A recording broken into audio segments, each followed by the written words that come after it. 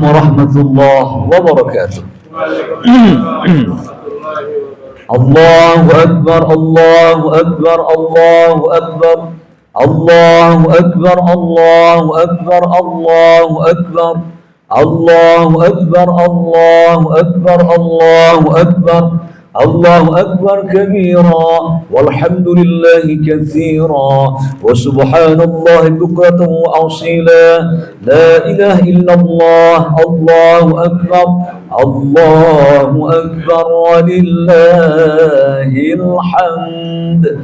Alhamdulillah, alhamdulillahi alladzi bi ni'matihi tatimmus shalihat.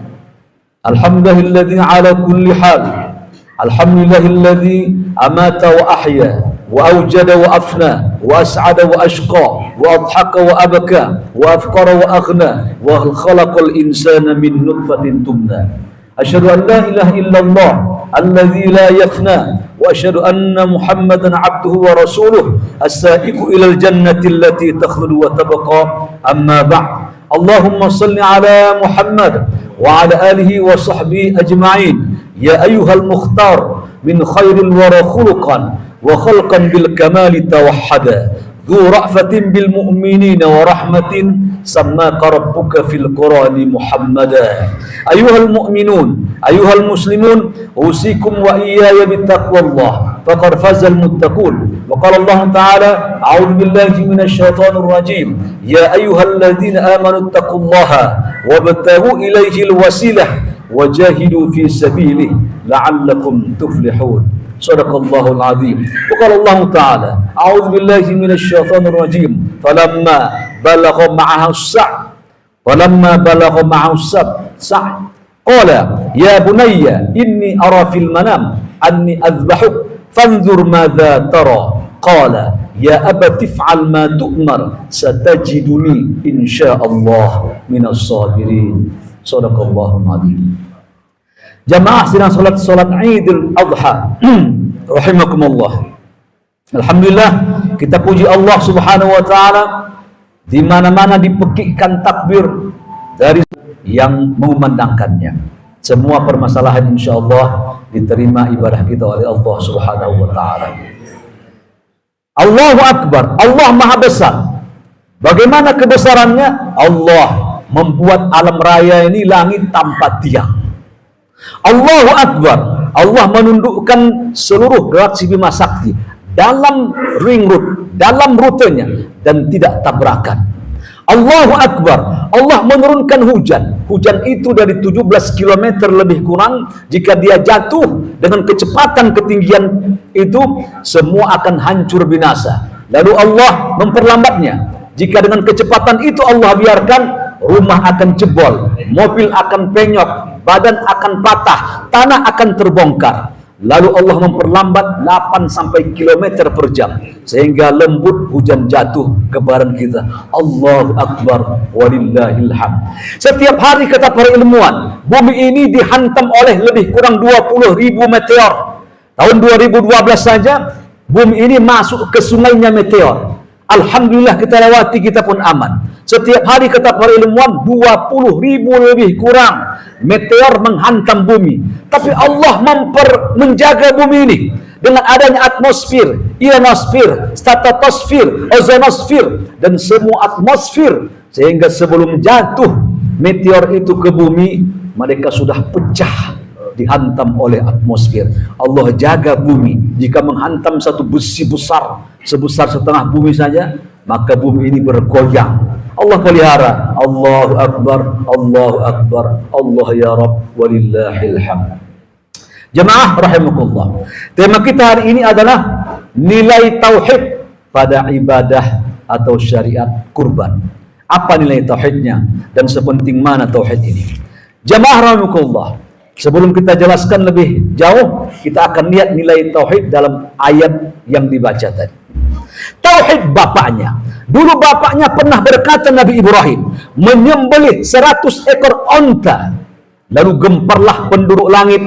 Hebat Nabi Ibrahim. Dia menyembelih onta 1000. Apa terjadi? Keluarlah inilah kalimat orang yang mungkin sedikit lupa. Ya. Apa itu? Jangankan onta, untuk Allah anak saja akan saya sembelih, asal untuk Allah Subhanahu wa taala. Itu pernah terucap dari Nabi Ibrahim. Itulah awal penyembelihan itu. Apa terjadi? Begitu dia punya anak dari Hajar, singkat cerita, bertemulah antara cinta dia kepada Allah sama anaknya. Anaknya yang dia cintai cuman satu-satunya itu, yang diharapkan pelanjut cerita sejarahnya. Apa terjadi? Kok ini dalam mimpi? Salah satu di antara para ulama dalam kitab Al-Itqan atau Al-Burhan Ulumul Quran, salah satu di antara para nabi itu mendapatkan wahyu melalui mimpi. Makanya dua malaikat pernah melihat Nabi Muhammad tidur, satu di kepala, satu di kaki. Kata yang di kepala, orang ini tidur ya. Iya, matanya tertutup, hatinya jaga, kata malaikat yang di kaki. Makanya wahyu para nabi adalah syariat. Awalnya tidak percaya ini syariat, sampai bermimpi berkali-kali, lalu anak pun dihadapkan. Nah, aku bermimpi bahwa aku azbahuk, menyembelihmu. Ya, bagaimana beratnya ini? Memimpi jamaah rahimakumullah, bagaimana beratnya ini? Yang menyembelih Nabi Muhammad, yang menyembelih Nabi Ibrahim, anak sendiri disembelih. Ini agak mirip dengan Rasulullah Sallallahu Alaihi Wasallam ketika menegakkan keadilan. Apa kata beliau?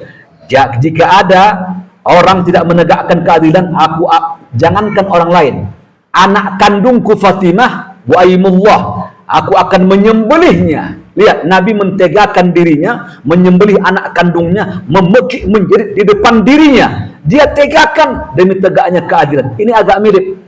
Nabi Ibrahim menegakkan dirinya, menyembelih anak kandungnya di depan dirinya dengan tangannya, dengan goloknya, demi perintah Allah Subhanahu wa taala. Ini anak bertakwa. Beda anak pintar sama anak soleh. Ya, kalau anak soleh, nah, aku tadi malam bermimpi menyembelih engkau. Iya, iya, mimpi bapak ya. Kalau begitu begini aja. Kalau bapak ada urusan mimpi begini, bapak saja duluan disembelih, udah tua. Jangan saya kan masih muda, belum makan asam garam. Bapak aja yang sudah tua, udah beruban, udah lama hidup. Itu anak pinter namanya. Anak soleh, qala ya abatif al, ayah, jika ini perintah Allah, if'al, bentuk fi'il amar, lakukan. Ma tu'mar, apa yang diperintahkan kepadamu. Satajiduni insyaallah minas sabirin. Kau temukan aku nanti anak yang soleh dan sabar terhadap perintah ini. Jamaah rahimakumullah. Apa terjadi? Kita sudah tahu, lalu datanglah hewan kurban, ya, kibas menggantikan. Tapi apa nilai tauhid di situ? Jamaah rahimakumullah. Itu adalah esensi beragama. Seseorang jika hidup dia di dunia ini rapuh tauhidnya, rusaklah kehidupannya. Makanya tauhid ini pondasi dari awal. Rasulullah Sallallahu Alaihi Wasallam memberikan kita penjelasan dalam kitab Tarbiyatul Aulad Syekh Nasir Al-Awwad. Jika anakmu lahir, azankan. Walaupun Syekh Al-Albani ini mendhaifkan, tapi Ibnu Khuzaimah, Ibnu Hakim mensahihkan. Azankan anakmu sebelum dia mendengar lagu-lagu yang lain, lagu-lagu yang indah, nyanyi-nyanyian, masukkan lafaz zalalah di sini. Allahu Akbar, Allahu Akbar. Pengenalan tauhid kepada Allah Subhanahu wa taala. Ya. Kenapa ini esensi? Sebelum anak tahu apa-apa, kenalkan dulu dia kepada Tuhannya, Allah Subhanahu wa taala. Dengan begitu jemaah, karena ini pangkal kerusakan orang pribadi, kerusakan masyarakat, kerusakan negara disebabkan apa? Tauhid kepada Allah Subhanahu wa taala. Ini yang disebut dengan muraqabatullah. Lihatlah rakyat-rakyat yang dia tidak mempunyai tauhid yang bagus, ya, dia akan semaunya begal, apalagi membunuh, mencuri, merampok dan lain-lain sebagainya. Lihatlah ibu-ibu yang rapuh tauhidnya, dia akan suka menggunjing, menggosip, apalagi iri. Kenapa? Itu masalah pada tauhidnya. Lihatlah para ulama-ulama yang dia nilai tauhidnya rapuh, menyebabkan dia menjual ayatnya. Bahkan bukan tanggung-tanggung. Dalam surat Al-A'raf 175, tega, kelihatannya tega. Allah mengatakan ulama-ulama jahat ini disebut sebagai ulama-ulama anjing. La haula wala quwwata illa. Ini bahasa kasar, tapi Allah mengatakan famathaluhu kamathalil kalbun, seperti anjing, karena mereka menjual ayat Allah Subhanahu wa taala. Lihatlah pejabat-pejabat yang tidak takut kepada Allah Subhanahu wa taala. Dia akan mengambil yang bukan haknya, melakukan kecurangan dan semua perbuatan maksiat kepada Allah Subhanahu wa taala. Bahkan ditanya, saya lebih takut kepada KPK daripada kepada Allah Subhanahu wa taala. Menunjukkan dosanya iman kepada Allah Subhanahu wa ta'ala. Inilah pentingnya jamaah muraqabatullah. Kita ini setiap hari jamaah harus merasa diawasin oleh Allah Subhanahu wa ta'ala dalam semua hal. Ya, gara-gara orang merasa diawasi Tuhan, ngomongnya tidak mau menceritakan keburukan orang lain. Gara-gara diawasin orang lain, tidak mau diawasin oleh Allah, maksudnya tidak mau mengambil harta orang lain. Gara-gara kita merasa Tuhan melihat kita, memandang kita setiap saat, tingkah laku kita menjadi baik jemaah. Kita akan ambil sebuah contoh. Satu ketika Umar bin Khattab, biasa beliau berjalan-jalan melihat kondisi rakyatnya. Begitu sampai ke sebuah rumah, dia mendengar sebuah dialog di rumah itu. Ya, dialog di rumah itu antara anak perempuan, anak gadis dengan seorang ibunya. Umar dengerin dialog dua insan manusia ini.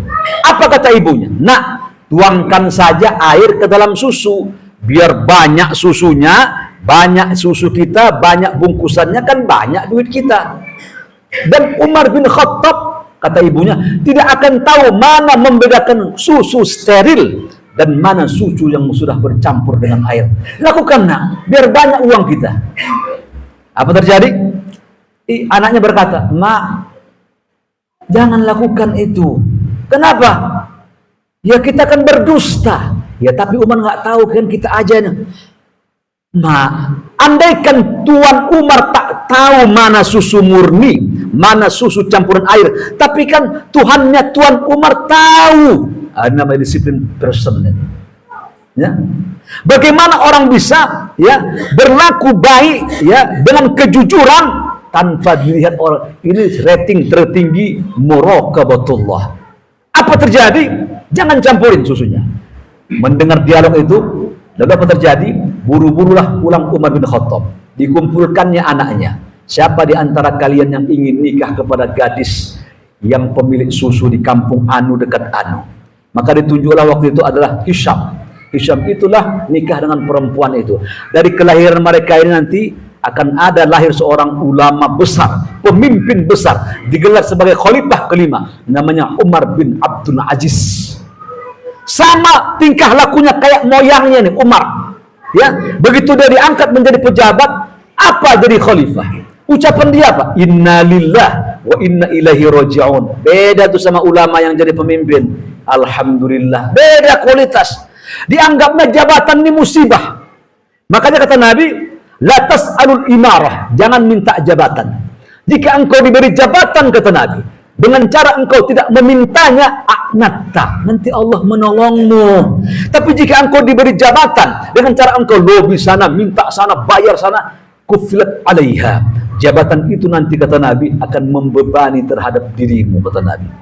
Lihatlah perilakunya Umar bin Abdul Aziz. Jamaah tahu, dia negeri yang aman, makmur, sentosa. Bayangkan saja, saudara tahu biji gandum, pernah melihat biji gandum? Biji gandum itu kan kecil, mungkin lebih kecil daripada beras. Di zaman Umar bin Abdul Aziz, dia tumbuh sebesar biji korma. Lihat, besar begini. Ya, pemimpin yang adil membuat tanaman jadi subur. Nanti akan kita sebutkan apa bentuk adilnya. Ya. Berikutnya, orang-orang kampung datang ke kota. Siapa pejabat yang kalian pilih? Memangnya kenapa? Terjadi perubahan di kampung kami. Apa perubahan itu? Itu bukan zaman viral. Tidak tahu siapa khalifahnya mereka. Tidak seperti sekarang. Apa perubahan itu? Serigala sudah tidak mau lagi memakan kambing-kambing kami. Apa artinya? Binatang yang buas, ya, menjadi akur dengan binatang ternak gara-gara pemimpinnya soleh. Bagaimana itu kearifan beliau dan keadilan? Dan para ilmuwan menjelaskan di zaman beliaulah melimpah zakat. Umpamanya dari Qatar bawa zakat, dari Mesir bawa zakat, dari Bahrain bawa zakat, dari Mesir bawa zakat. Mau kemana? Mau ke Mesir, ngapain? Bawa zakat. Di Qatar sudah terkapar orang miskin. Kami juga bawa zakat karena di Mesir udah aman. Begitulah negara-negara, negeri-negeri waktu itu. Akhirnya pulang kembali ke tempatnya itu. Saking kan amannya, cuma 2 tahun jadi pejabat. Bagaimana ceritanya? Lihat tauhid Umar bin Abdul Aziz. Satu ketika dia memberi sembako. Begitu memberi sembako, diambil sama anaknya kurma, 1 kurma. Nak, jangan diambil, nak. Ambil lagi sama anak. Jangan ambil, nanti ayah kasih di rumah aja. Ambil lagi sama dia. Jangan, nanti aja di rumah ya, bisa makan banyak. Begitu ambil lagi, jangan nak, dibentak sama ayahnya. Anak kecil 2-3 tahun, mungkin 4 tahun, 5 tahun, melihat wajahnya begitu, wajahnya marah, ketakutan, lari menangislah anak itu. Selesai Umar memberi sembako tadi, beliau mendatangi istrinya. Istrinya berkata setelah dia pulang, kenapa engkau tidak biarkan sebutir korma itu, ya, untuk dimakan anak kita? Apa kata Umar? Istriku, ketika aku memarahi anakku, hatiku sakit. Aku tidak tega, aku sedih memarahi anakku. Tapi ini baitul mal, barang orang, milik umat ini. Aku mentegakan diriku ini dan anakku, dia memelihara urusan umat ini. Masya Allah. Berapa duit sih? Kalau pejabat sudah hati-hati sebutir korma begini jemaah. Masya Allah, makmur kita. Ini Masya Allah pejabatnya maju tak gentar membela yang bayar. La haula wala quwata illa billah. Mereka itu sepakat semua dipasang di sini, dipasang di sini, dipasang di sini. Makanya khatib ingin menitip sesuatu. Jika nanti pemilu 2024 ada kecurangan, jangan ikut curang kita. Tetap kita konsisten, kita ikuti bagaimana perundang-undangan negeri. Jangan kita membuat curang juga. Ya, biar mereka semua sepakat. Bagi aparat sana, bagian lembaga itu, semua mereka rapi itu, mereka pasang semua itu. Sulit kita menang, jemaah. Lalu kita curang juga dong Pak, supaya mengalahkan. Jangan, kalau kita curang, Allah tak mempunyai nanti alasan membantu kita. Kau curang, dia curang, sama saja kalian sama-sama curang. Kalau kita bertakwa, wa in tu'minu wa tattaqu wa tuslihu, berbuat baik, ya. Jangan kita membuat maksiat, nanti Allah in kuntum mu'minin.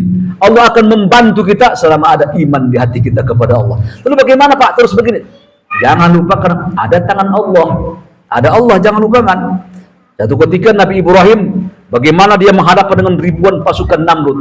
Tak mungkin, bahkan mereka benci dengan nabinya, mereka bakar luar biasa. Supaya tak kelihatan lagi dagingnya. Sehingga marahnya mereka sama Nabi Ibrahim. Apa terjadi jemaah? Allah meruntuhkan dan membinasakan Namrud dengan gampang saja. Masuklah seekor nyamuk atau lalat, masuk ke hidungnya. Cuman 1 lalat yang lemah saja. Masuk ke kepalanya, sakit berdenyut, tahunan dia merasakan. Setiap sakit dia hempaskan ke dinding kepalanya. Sehingga dia mati dalam keadaan geger otak dan kepala yang pecah. Disebabkan dia mendurhakai Nabi Allah Subhanahu wa ta'ala. Ada Allah. Jemaah, begitulah istri-istri yang dia tidak mempunyai tauhid benar kepada Allah, dia akan nusyuz, dia tinggalkan kewajiban dia berumah tangga. Ya, dia buka auratnya. Ya, kata Nabi, wanita salihah itu adalah cirinya 4. Idza amarta atu'atka, diperintah suaminya taat. Wa idza nazarta saratka, jika dipandang suaminya menyenangkan hati suaminya. Yang ketiga, wa idza khaba, jika suaminya pergi dari rumahnya, tidak berada di rumahnya, baik pergi untuk bekerja atau musafir atau meninggal, dia bisa memelihara dirinya dan keluarganya dan harta anak-anaknya. Dia tidak masukkan pria-pria yang bukan mahramnya ke dalam rumahnya. Suami yang tahu Allah, dia akan tanggung jawab pada istri dan anaknya. Kata Nabi, kafa bil mar'i ithman an yudayya man yakun. Cukuplah seorang suami, kata Nabi, dianggap dia durhaka, berdosa jika dia menyia-nyiakan orang yang dalam tanggungannya, tak dibiayai, tak di-cover, tak dipedulikan auratnya, tak dipedulikan kehidupannya, tak dipedulikan sholatnya. Masya Allah. Harus kita cover anak ini sebagai suami bertanggung jawab di hadapan Allah Subhanahu wa taala. Begitu pentingnya jamaah nilai tauhid. Makanya kadang-kadang ada orang sholat tauhidnya rapuh. Ya, jamaah rahimakumullah. Orang ini tauhid ini utama ini. Kalau kita rajin sholat, namun kita tauhid rapuh, bisa diganggu jin. Khotib punya kakak di Sumatera sana, Bengkalis. Apa terjadi? Dia diganggu jin setiap saat, padahal rajin sholat 5 waktu dan qiyamul lail. Mungkin ada permasalahan akidah. Makanya lihatlah Umar bin Khattab, masya Allah, ya, begitu di Baitul Arqam waktu itu kumpul, ada ngetok pintu dalam riwayat Ibnu Abbas. Tahukah kalian, kata Nabi, siapa depan pintu? Tak tahu kami. Itu adalah iblis. Ya Rasulullah, kata Umar, izinkan aku untuk membunuhnya. Masya Allah. Apa tauhid Umar itu? Lihat ya. Ketika beliau melewati Hajarul Aswad, dia berkata kepada Hajarul Aswad, ya Hajarul Aswad, innakal hajar, sesungguhnya engkau batu, la tanfa, tak bisa memberikan manfaat kepada orang, wala yadur, tak bisa membahayakan orang. Andaikan Nabi tak kulihat, andaikan Nabi tidak kulihat menciummu, maqabbal tu. Aku ini menciummu ini karena Nabi mencium. Aku tahu engkau batu biasa. Ini namanya batu ponari. La haula wala quwata illa billahil azim. Tidak ada keramat. Salah satu jamaah tauhid Umar, jika dia berada di sebuah gang jalan ketemu dengan setan, yukhair ila fajjin akhar, setan itu akan pindah dari gang berikutnya. Takut sama Umar. Dia tauhidnya itu. Hebatnya Umar bin Khattab. Dulu di Nil itu tak jelas pasangnya. Kadang-kadang air banjir, kadang-kadang surut. Sampai dimasukkanlah anak gadis, disembelih lehernya untuk tumbal. Melaporlah Umar Amr bin As sebagai gubernur di Mesir. Tuan Umar, perilaku orang Mesir itu begini. Jika tak normal, mereka masukkan anak gadis, sembelih. Oh begitu? Iya, baik. Ya, ambil kertas, ditulis di kertas itu. Tolong Amr bin As campakkan kertas ini ke dalam sungai ini. Setelah itu sungai ini stabil dia. Apa kata para ulama menjelaskan? Ternyata itu dialog Umar sama Nil. Nil, jika engkau mengalir karena Allah, mengalirlah kehendak Allah SWT. Jika tidak, mengalirlah sekehendakmu. Tapi nanti tunggulah bagaimana Allah akan memberikan azab terhadap makhluk yang tidak taat kepadanya. Bayangkan, dari tulisan keluar karomah. Kita ngomong saja karomah tak keluar. Dari tulisan. Bayangkan Umar bin Khattab. Jamaah rahimakumullah. Inilah Umar bin Khattab, sampel tauhid bapak moyang ke atas Nabi Ibrahim alaihissalam. Kita jamaah harus mentegakkan diri kita. Ya, karena harus kita dulukan Quran. Kita dulukan perintah Allah. Mana yang benar? Milih pemimpin secara Quran. Ada di antara kaum muslimin ini. Salat dia qiyamul lail, salat dia baca Quran. Segala macam. Begitu milih pemimpin, sudah tak mau lagi ngikutin Quran dia. Kata Allah, jangan milih pemimpin. Satu, yang dia menyekutukan Tuhan. Yang kedua, suka penista agama. Baik organisasinya, partainya, personnya. Yang ketiga, ahlul maksiat. Jangan pilih begini nih. Karena Allah menjelaskan, wa qad nazzala 'alaikum fil kitab. Jika ada orang mengolok-olok agamamu, baik person, mau pribadi, mau dia organisasi, jangan memilih pemimpin dari lumbung-lumbung tempat maksiat begitu. Kenapa dipilih juga? Ya, makanya kata Nabi, orang ini akan menjusa di jahannam, tetap menjadi bangkai neraka. Wa in kana shalla, walaupun dia tukang salat, wa in kana shama, walaupun dia puasa, wa in kana wa za'ama annahu muslim, walaupun dia mengaku muslim, tapi dianggap dia muslim fasik karena tidak mengikuti Allah Subhanahu wa taala. Kita ini beragama jemaah, semua amalkan. Cari nafkah yang halal, cara hidup yang halal, cara politik yang halal, cara berkeluarga sesuai Quran, sesuai semua sudah. Tak butuh kita referensi lain. Quran sudah cukup, kata Nabi. Lailuha kanahariha. Agama ini dijelaskan malamnya seperti siang, terang betul. Nggak ada, dari mulai masuk toilet sampai masuk istana, semua diatur oleh Allah dan Rasulnya.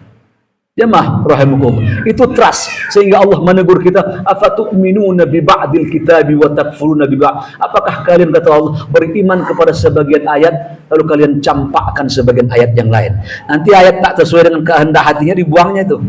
Ya, dia enaknya dia yang aman-aman aja, puasa, sholat, baca Quran, sholat sunat, sedekah. Yang aman-aman saja diambilnya. Padahal Nabi Muhammad patah giginya, berperang, kena tombak di sininya. Khalid bin Walid banyak luka dan para sahabat lainnya. Tidak ada yang kebal. Ya, semuanya orang-orang soleh itu berjuang. Imam Syafi'i ditangkap, Imam Malik ditangkap, Raja Baibas, Imam Bukhari dipenjarakan, diusir. Semua ulama berjuang ini. Orang-orang soleh. Imam Ahmad bin Hanbal 20 tahun dipenjara oleh tuannya gara-gara mengatakan rajanya bahwa Quran bukanlah makhluk. Jamaah rahimakumullah, perkuat tauhid ini pondasi. Lihatlah orang punya tauhid itu, begitu melihat barang dia, lihat, ini barang bukan punya saya nggak beli, saya juga nggak dikasih, kenapa saya ambil? Tinggalkan saja. Malu kita dengar cerita-cerita dulu. Pak Rifial Ka'bah pernah cerita ke Jepang. Ya, semua negeri Jepang tuh lihat, jika ada benda, ya, Ki Haji Hashim Muzari juga almarhum menceritakan, jika ada naik tren, ada benda, ada HP begitu, ketinggalan, besok bapak ke tren ketemu di tempat yang sama itu. Masya Allah. Kenapa, di mana disiplinnya? Kita tidak, ya, ditongkrongin aja tuh barang udah hilang, apalagi ditinggalkan. Di mana kualitas kita ini yang tahu agama? Ini kan muraqabatullah, kehilangan muraqabah, pengawasan Tuhan. Makanya kata Rasyid Ridha, ya, wajadtul Islam fil gharab, aku menemukan Islam di barat, maksudnya ajarannya. Wa wajadtu muslimin fil Arab, aku menemukan kaum musliminnya di Arab. Khatib alhamdulillah pernah belajar 9 tahun di Mesir Al-Azhar. Itu universitas tua. Masuklah khatib ke toiletnya, Masya Allah, kotoran tak tersiram-siram. Ini kan di mana salahnya? Universitas Islam Al-Azhar. Lalu orang kedutaan bicara, kenapa begini ya Mas Budi ya? Kata mereka, mereka duduk mengaji kadang-kadang di ronron kotor, cara giginya kadang-kadang kuning. Kenapa begini? Tak mandi. Nah, saya cerita tahun 90-an ke bawah ya, tahun 97, 98 saya ketika mahasiswa. Mungkin boleh jadi sekarang maju insyaallah mudah. Ya, tapi yang ingin khotib sampaikan jemaah, tidak. Islam itu bersih, ya, rapi. Kalau dia miskin tidak kelihatan dia kotor. Jika dia kaya dia tidak sombong. Ya, itulah ciri-ciri orang-orang yang bertakwa kepada Allah Subhanahu wa taala, mentauhidkan, bersarang iman di dada. Tauhid itu dibawanya, tauhid itu sehingga dia mempunyai kontrol, ya, bahwa Allah selalu melihat tingkah lakunya. Dan orang seperti ini jemaah, insyaallah bapak lepas kemana saja ini orang, insyaallah dia akan membawa kebaikan. Barakallahu li wa lakum fil Qur'anil Karim wa nafa'ni wa iyyakum bima fihi min ayati wa dzikril hakim wa taqabbal minni wa minkum tilawatah innahu sami'un basir. Allahumma shalli ala sayyidina Muhammadin wa ala ali sayyidina Muhammad.